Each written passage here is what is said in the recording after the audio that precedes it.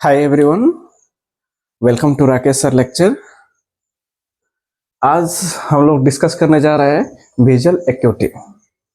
ये visual acuity last lecture में English version में लेक्चर लिया था, तो आज का क्लास है विजुअल एक्यूटी। सेम टॉपिक रहेगा लेकिन आज हिंदी में रहेगा, हिंदी वर्जन। क्योंकि किसी ने कमेंट किया था कि सर आप हिंदी में लेक्चर बनाइए, तो ठीक है, उसके हिसाब से और उसके रिक्वेस्ट पर हम लोग आज क्या करने जा रहे हैं, हिंदी वर्जन में विजुअल एक्यूटी का क्लास लेंगे। ठीक है, तो ये विजुअल एक्यूटी जो चैप्टर है, अभी जो हम लोग पढ़ने जा रहे हैं, ये ऑप्टिकल पॉइंट ऑफ व्यू से पढ़ने जा रहे हैं। ठीक है, तो देखिए इसमें क्या क्या हम लोग को पढ़ना है, इम्पोर्टेंस क्या है इसका विजुअल एक्यूटी का, और क्या फ्यू टर्मिनोलॉजी जो है, वो जो टर्मिनोलॉजी हम लोग यूज करेंगे वो अंडरस्टैंड करने के लिए विजुअल एक्यूटी क्या है। तो जो बेसिक टर्मिनोलॉजी है वो क्या क्या टर्मिनोलॉजी है वो लोग हम पढ़ेंगे, और फिर विजुअल एक्यूटी को डॉक्यूमेंट कैसे किया जाता है, लाइक क्या क्या फॉर्मेट है डॉक्यूमेंट करने का, वो फॉर्मेट के बारे में कुछ थोड़ा जानेंगे। ठीक है, उसके बाद ये लिमिट ऑफ रिजोल्यूशंस और लिमिट ऑफ विजुअल एक्यूटी, उसके बारे में जानेंगे। क्योंकि अभी आप मैं एज्यूम कर रहा हूँ कि विजुअल एक्यूटी के बारे में एटलीस्ट आप लोग को कुछ पता होगा, और एटलीस्ट ये तो पता होगा कि normal visual acuity human being में जो है 6/6 माना जाता है। तो हम लोग का विजुअल एक्यूटी 6/6 तक ही क्यों लिमिट है, लिमिट ऑफ रिजोल्यूशन 6/6 तक ही क्यों लिमिट है। सो वाई क्यों नहीं हम लोग ऐसे 6/3 या 6/2 6/1, हम लोग 6/6 से ज्यादा क्यों नहीं देख सकते हैं। या तो ईगल देख सकते हैं, दूसरे स्पेसीज सब देख सकते हैं, बर्ड्स जो जितने बर्ड्स सब है उसके पास शार्प साइट रहता है। ठीक है, ईगल का तो और ज्यादा शार्प रहता है। जो हाई फ्लाइंग बर्ड सब है उसके पास और ज्यादा अच्छा विजन रहता है, लेकिन हम लोग के पास क्यों नहीं। नेचर ने क्यों ऐसा हम लोग के साथ अन्याय किया, वो हम लोग जानेंगे लिमिट ऑफ रिजोल्यूशन के साथ में। उसके अंदर दो आएगा, limit optical limit of resolution और न्यूरल लिमिट ऑफ रिजोल्यूशन। सो अगर एग्जाम पॉइंट्स ऑफ व्यू से देखा जाए तो ये इंपॉर्टेंस 2 मार्क्स में पूछा जाता है, और टर्मिनोलॉजी जितना है 2 मार्क्स में पूछा जाता है। ये रिकॉर्डिंग और विजुअल एक्यूटी का डेफिनेशंस भी 2 मार्क्स में पूछा जाता है, और हो सकता है ये कंबाइन करके आपको ऐसे क्वेश्चन में पूछा जाए। लेकिन अगर आप बात करोगे लिमिट ऑफ रिजोल्यूशन के बारे में, तो उसमें ऑप्टिकल लिमिट ऑफ रिजोल्यूशन ऐसे क्वेश्चन में पूछा जाता है, अगर न्यूरल लिमिट ऑफ रिजोल्यूशन ऐसे क्वेश्चन में पूछा जाता है। तो आपको निकल के आ जाता है, अगर कंबाइन करोगे एक ऐसे क्वेश्चन, एक टोटल 3 ऐसा क्वेश्चन आएगा, और काफी सारा 2 मार्क्स क्वेश्चन आएगा। ठीक है, तो हम लोग स्टार्ट करते हैं कि इंपॉर्टेंस क्या है विजुअल एक्यूटी का। ठीक है, क्या क्या इंपॉर्टेंस है विजुअल एक्यूटी का। सो विजुअल एक्यूटी टेस्ट करने का इंपॉर्टेंस बता सकते हैं क्या। फर्स्ट टेस्ट है, इंपॉर्टेंस एक हो सकता है अगर आप किसी को बोल रहे हो कि नहीं तुम्हारा विजन पुअर है, तुम्हारा विजन अच्छा है। ठीक है, so when you are categorising the vision, either it is good और पुअर, बेटर और पुअर। तो मान अब किसी पर्सन ए है और पर्सन बी है, आप बोल रहे नहीं तुम्हारा विजन कम है और उसका विजन नहीं, तुम्हारा विजन तो अच्छा है। वो क्या बोलेगा, मैं कैसे मान लूं भाई, हमको बताने आया है, मैं कैसे मान लूं मेरा विजन पुअर है। उसके लिए क्या करना पड़ेगा, हम लोग को विजुअल एक्यूटी चेक करना पड़ेगा। ओके, तो to categorize the person who has good vision and who has poor vision, you need to check visual acuity. ठीक है, तो फर्स्ट क्या इंपॉर्टेंस हो गया इसका, to categorise the people, to categorise the person who have good vision and poor vision. अगर हम लोग को क्लासिफाई करना है, कैटेगराइज करना है, तो हम लोग को विजुअल एक्यूटी चेक करना पड़ेगा। दूसरा क्या इंपॉर्टेंस है, दूसरा ये इंपॉर्टेंस हो सकता है कि अगर विजुअल एक्यूटी आपके पास रिफ्रैक्टिव एरर बोलते हैं हम लोग, जिसको चश्मा लगता है ना, तो चश्मा लगाने से पहले विजन चेक करा जाता है, ठीक है। और चश्मा कितना पावर देना है उसमें भी विजुअल एक्यूटी चेक करा जाता है, ठीक है। तो वो रिफ्रैक्टिव एरर करेक्शन उसको बोलते हैं रिफ्रैक्टिव एरर। तो रिफ्रैक्टिव एरर करेक्शन के लिए भी विजुअल एक्यूटी जरूरी है, चेक करना जरूरी है। तो for the correction of refractive error, ठीक है, for the correction of refractive error.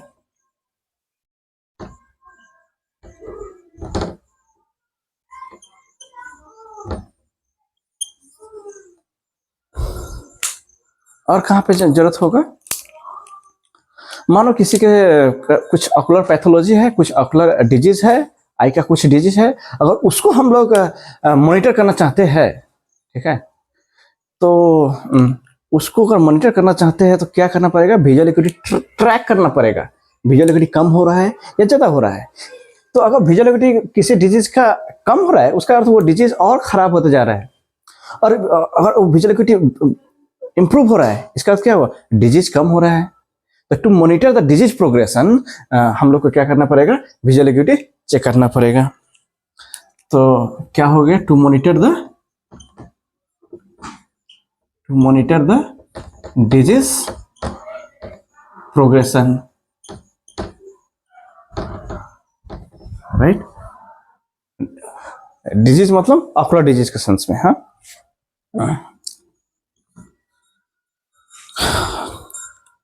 और किसी डिजीज को डायग्नोसिस करने के लिए भी विजुअल एक्यूटी का इंपॉर्टेंस होता है, ठीक है।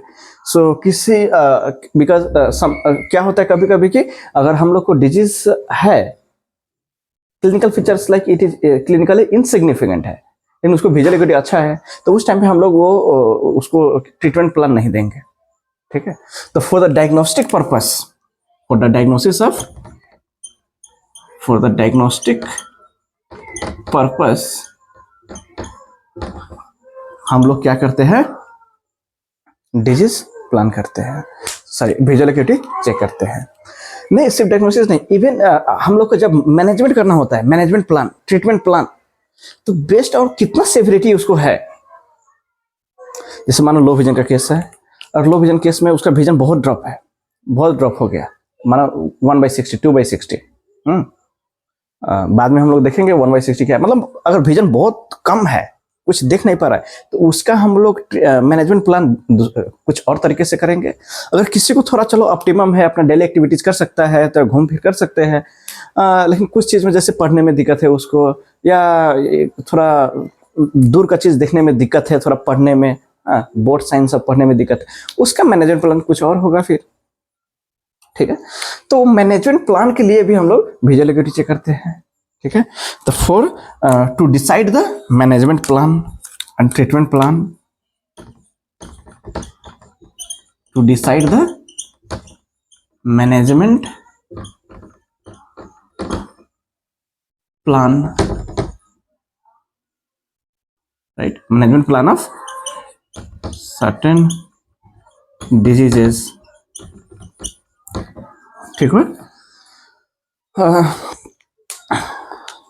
देखो, अगर हम लोग सब कुछ अगर जैसे बाजार में जाएंगे तो कुछ सब्जी खरीदेंगे, राइट, या कुछ जा रहा है तो चावल खरीदेंगे, कुछ ऐसे कुछ खरीदेंगे, सब कुछ का क्वांटिफिकेशन है, ठीक है।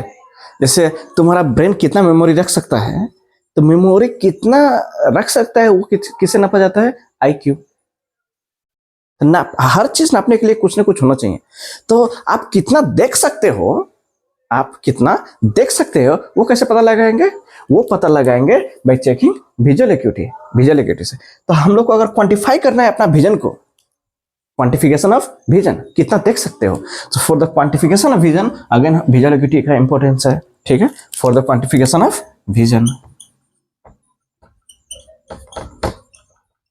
For the quantification of vision,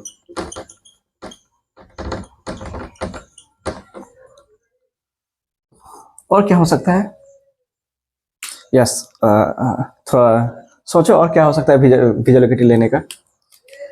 हम लोग डिजीज के रिलेटेड बात कर लिए, रिफ्रैक्टिव एरर करेक्शन की बात कर लिए, कैटेगराइज करने की बात कर लिए। फिर अभी क्या हो सकता है, अभी हम लोग ये है कि देखो किसी का एक्सीडेंट हुआ, ये मेजर मतलब कॉमनली यही होता है। किसी का in context to visual acuity में बात कर रहा हूँ, ऐसा नहीं कि सबको एक्सीडेंट होते जा रहा है।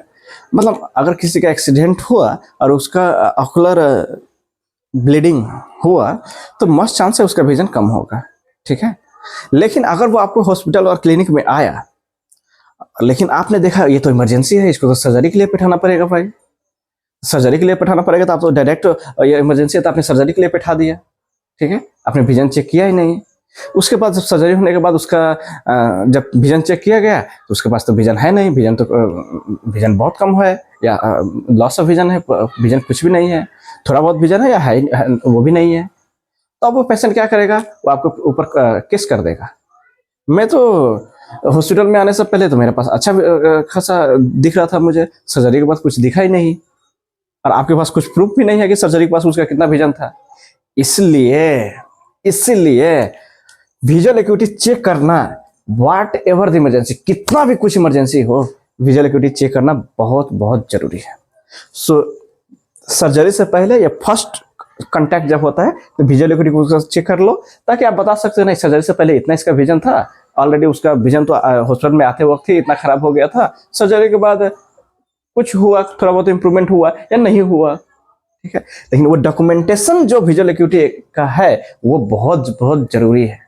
कहीं भी आप प्रैक्टिस कर रहे हो, विजुअल एक्यूटी प्लीज डॉक्यूमेंट कर लीजिएगा, नहीं तो खुदा न खास्ता भगवान न जाने कि आप कब क्या प्रॉब्लम में आ सकते हो, ठीक है।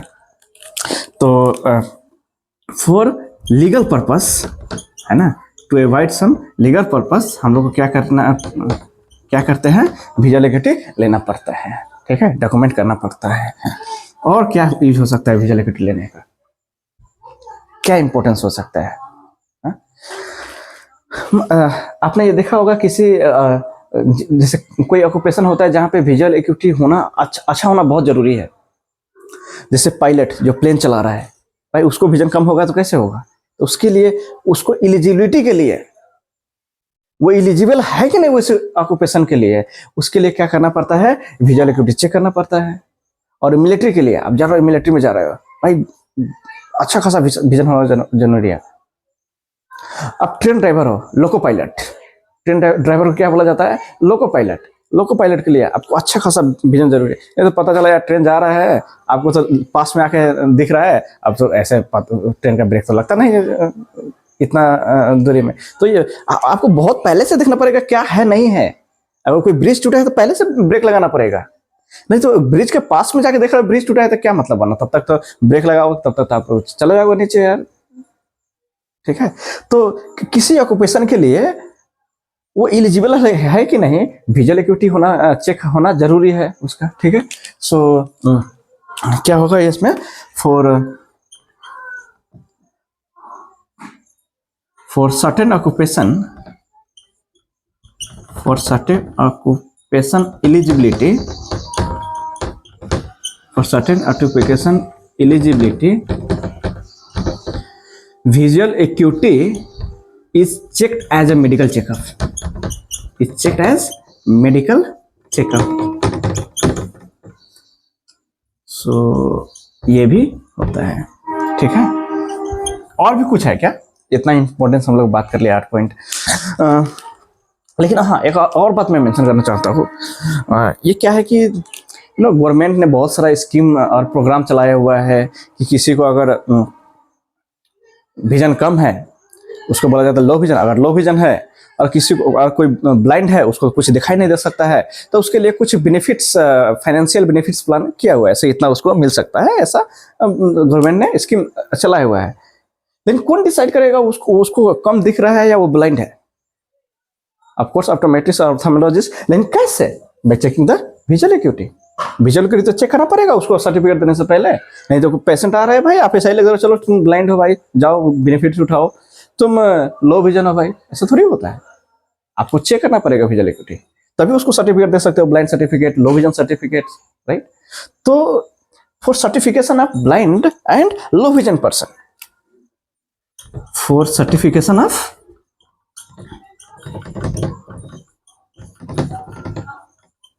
ब्लाइंड एंड लो विजन, हम लोग क्या करते हैं, विजुअल एग्यूटी चेक करना पड़ता है। सो अच्छा एनीवे बहुत सारा इंपॉर्टेंस है विजुअल एग्यूटी का जो हम लोग देख लिए हैं। उसके बाद हम लोग जा रहे हैं visual acuity optical point of view से सीखने से पहले क्या क्या टर्मिनोलॉजी यूज हो सकता है जो हम लोग को कंसेप्ट देगा कि विजुअल एग्यूटी क्या है।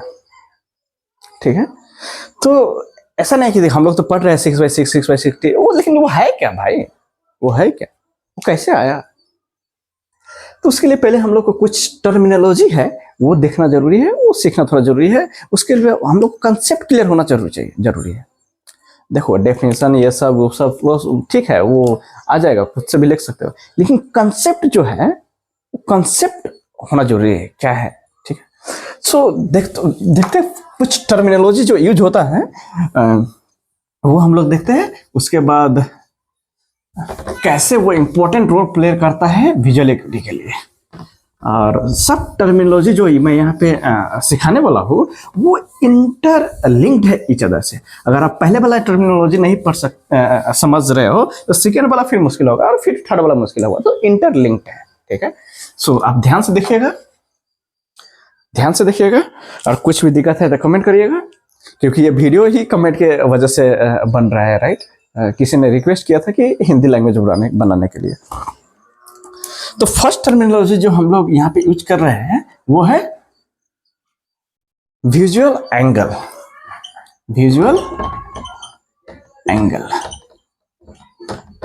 ओके, मैं इसको भी और ऐसे इंडिकेट कर देता हूँ। उसके बाद विजुअल एंगल है क्या, इसके लिए मैं पहले एक आई का डायग्राम बना लेता हूँ।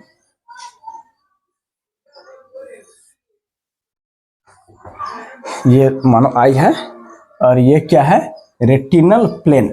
देख रहे हो ये क्या है, रेटिनल प्लेन। उसके बाद मानो ये है ऑप्टिक एक्सिस, और ये ऑप्टिक एक्सिस पर मानो एक ऑब्जेक्ट कोई है। ये ऑब्जेक्ट क्या है, ए बी, कुछ हाइट का ऑब्जेक्ट है, मान लो ये ऑब्जेक्ट क्या है, ए बी। और ये जो ऑब्जेक्ट जो है जब ये आई से पास होगा तो इसको माना जाता है कि ये नोडल पॉइंट ऑफ आई से पास होगा, नोडल पॉइंट ऑफ आई।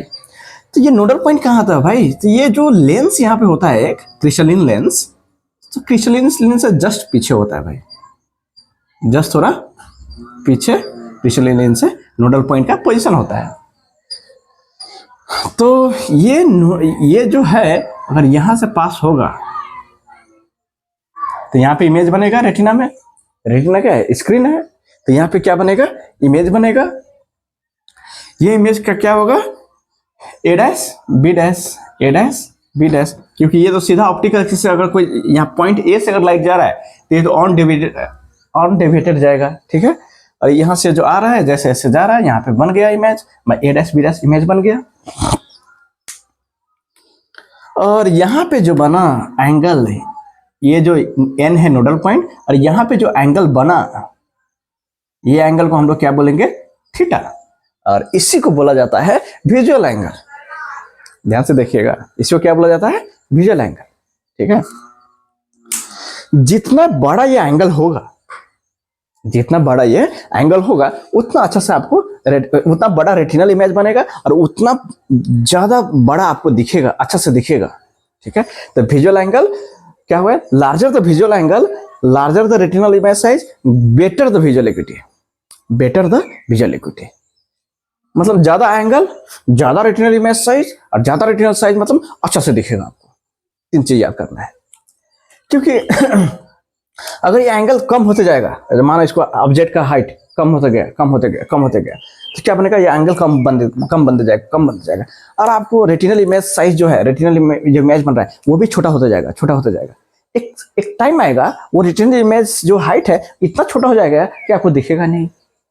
आपको दिखेगा ही नहीं। तो आपको दिखेगा नहीं तो उस केस में हम लोग क्या यूज करते हैं, जैसे हमारा कोई कोई बैक्टीरिया है भाई, एक बैक्टीरिया इतना छोटा रहता है, इतना छोटा रहता है कि भाई उसका जो एंगल बनता है आई में, हम लोग देख रहे हैं बैक्टीरिया को, ऐसा नहीं कि वो इनविजिबल है, इनविजिबल हम लोग के लिए है भाई, ठीक है, क्योंकि हम लोग को आई का पावर नहीं है कि उतना देख सके उतना छोटा।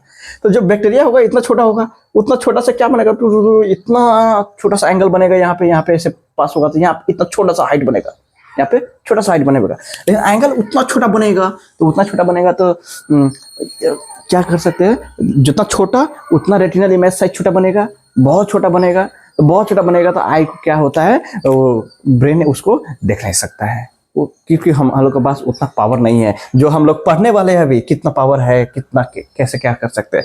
लेकिन अगर बैक्टीरिया का हम लोग को देखना है, माइक्रो ऑर्गेनिज्म देखना है, और उतना बहुत छोटा छोटा सा ऑब्जेक्ट को देखना है, कैसे देखेंगे भाई, कुछ तो उपाय बताओ। उपाय है, क्या करेंगे हम लोग, एक माइक्रोस्कोप लगा देंगे यहाँ पे। माइक्रोस्कोप का काम क्या है, एक plus lens, high power plus lens लगा देंगे। वो प्लस लेंस क्या करेगा, वो जो छोटा वाला बैक्टीरिया है उसको बड़ा कर देगा, उसको क्या कर देगा, बड़ा कर देगा। अगर ये बड़ा हो गया, मानो ये छोटा सा बैक्टीरिया था पहले, अब ये आके इतना पर हो गया, अब इतना पर हो गया तो कैसे बनेगा इमेज, ऐसा बनेगा, बड़ा वाला इमेज बन जाएगा। तो माइक्रोस्कोप क्या करता है भाई, कुछ नहीं, माइक्रोस्कोप जस्ट विजुअल एंगल बढ़ा देता है। हाइट बड़ा हो गया, यहाँ से जस्ट इमेजिन करो कि ये हाइट क्या हो गया, बड़ा हो गया। अब बड़ा हो गया तो एंगल भी नोडल पॉइंट में ज्यादा बनेगा भाई। अब तो आराम से आप देख सकते हो, वो भी मैग्नीफाई बहुत बहुत बड़ा करके देख सकते हो आप, ठीक है।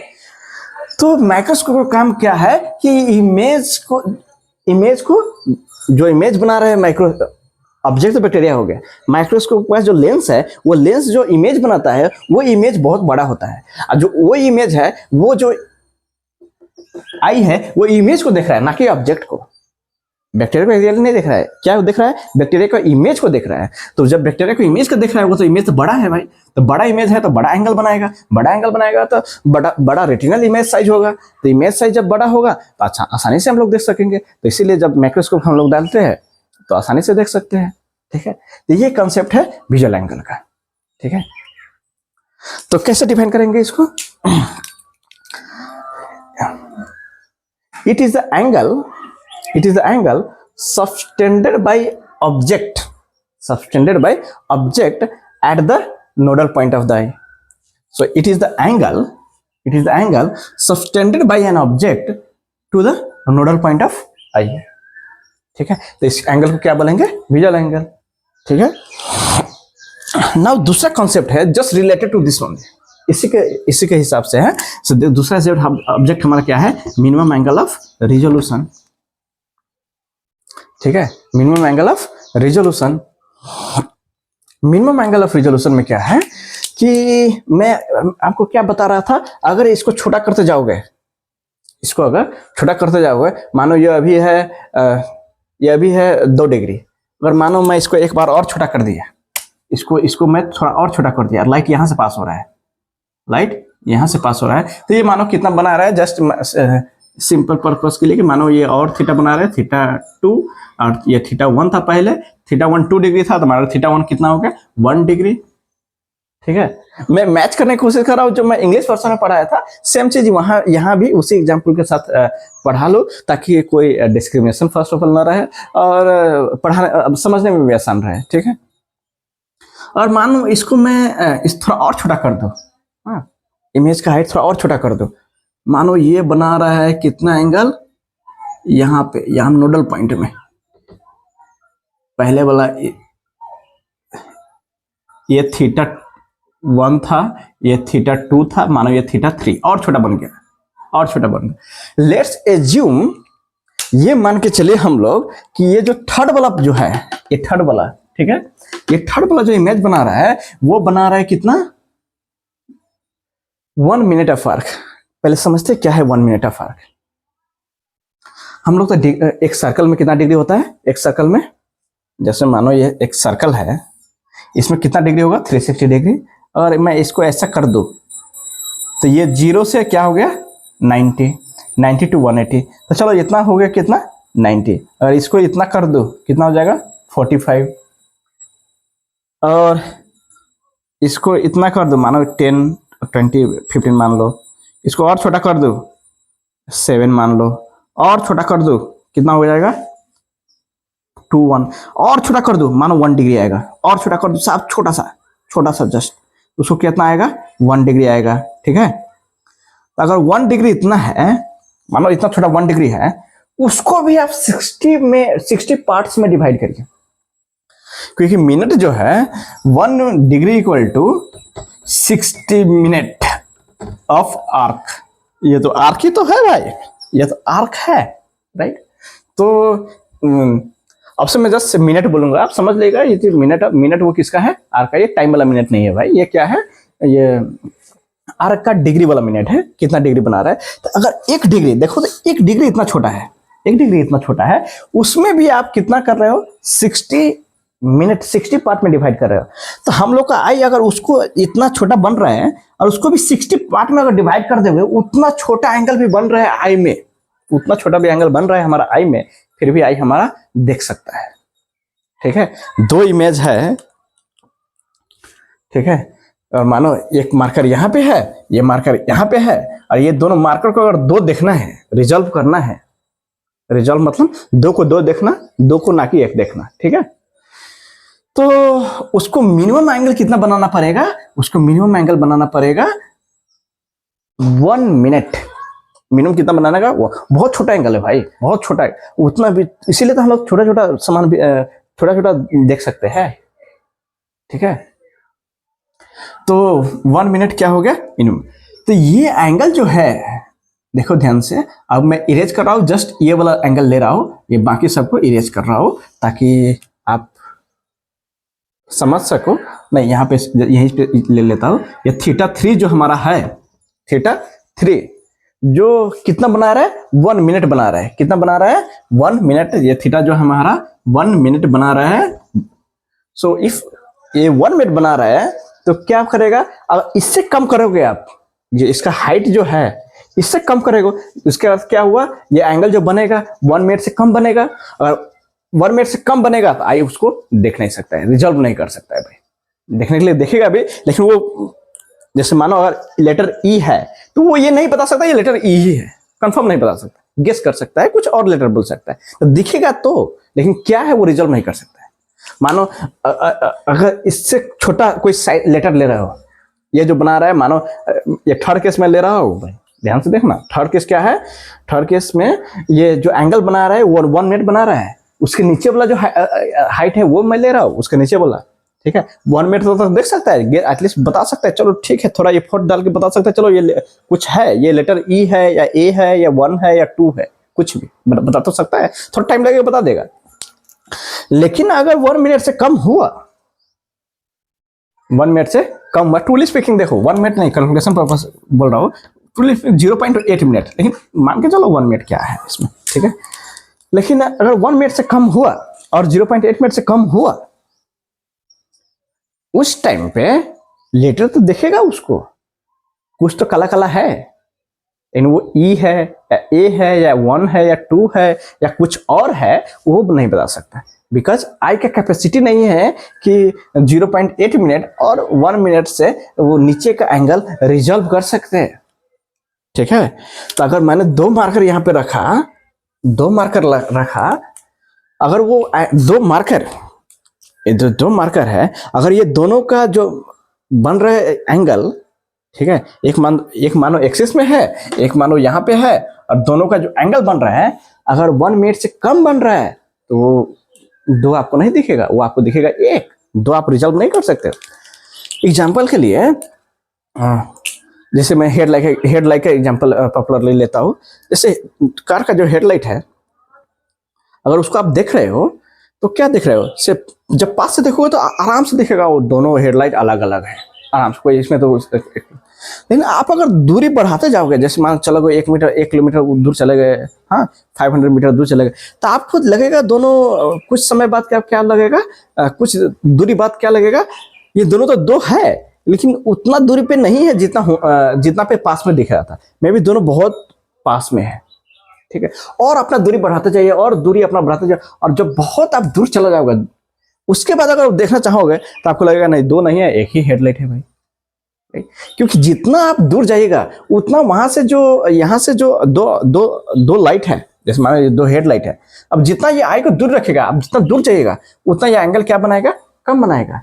और एक टाइम आएगा कि इतना आप दूर चला जाइएगा कि वहां पे आपको क्या होगा, ये हेडलाइट जो है वो आपको 1 मिनट से कम बनाएगा एंगल, और आपको देखेगा 2 हेडलाइट नहीं है भाई, ये क्या है, 1 हेडलाइट है। ये आप परसिव किए होंगे, थोड़ा रिमाइंड करिए, ये ऐसा दिखा होगा आपको। हाँ, तो क्या क्या, क्या चीज का चक्कर है, ये चक्कर है 1 मिनट का। तो ये जो 1 मिनट क्या है, 1 मिनट क्या है, उसको बोला जाता है minimum angle of resolution. 1 minute तक रिजॉल्व कर सकते हैं। तो ह्यूमन आई के केस में ये 1 मिनट है, ठीक है। तो अगर मानो इसको ए और यहाँ पे सी डाल दूं मैं, ये सी, तो एसी का जो एंगल बन रहा है 1 मिनट। अब ध्यान से देखिए, क्योंकि बहुत सारा जो है वो कंफ्यूज हो जाता है, विजुअल एंगल क्या है, मिनिमम एंगल ऑफ रिजोल्यूशन क्या है। ये भी एंगल है मिनिमम एंगल ऑफ रिजोल्यूशन, ये भी एंगल है। किसका एंगल है, विजुअल एंगल का ही एंगल है, ये दोनों अलग अलग नहीं है। क्योंकि एसी हम लोग का डिफिनेशन क्या है विजुअल एंगल का, जो ऑब्जेक्ट का हाइट है वो नोडल पॉइंट में अगर बना रहा है एंगल, तो उस एंगल को क्या बोलेंगे, विजुअल एंगल। तो ऑफ कोर्स ये भी विजुअल एंगल है, ठीक है। लेकिन ये ह्यूमन के आई में ये 1 मिनट जो है वो स्पेशल केस है, बिकॉज उससे नीचे उसका ये थ्रेशोल्ड है एक्चुअली, उससे नीचे वो रिजॉल्व नहीं कर सकता है। तो इसको एक स्पेशल नाम दे दिया गया, बस कुछ नहीं है। मिनिमम एंगल रिजोल्यूशन ही विजुअल एंगल है, special case of visual angle. ये इसको MAR is a special case of visual angle. जहां पे ह्यूमन केस में क्या है 1 मिनट है, तो 1 मिनट को क्या बोलेंगे हम लोग, एक स्पेशल नाम दे दिया भाई, चलो तुम कट ऑफ लाइन हो, कट ऑफ से नीचे नहीं देख सकता है, कट ऑफ से ऊपर देख सकते हो, रिजॉल्व कर सकते हो। तो उसको क्या बोल देगा, कट ऑफ थ्रेशोल्ड को क्या बोलेंगे हम लोग, मिनिमम एंगल बोलेंगे, मिनिमम एंगल ऑफ रिजोल्यूशन, ठीक है।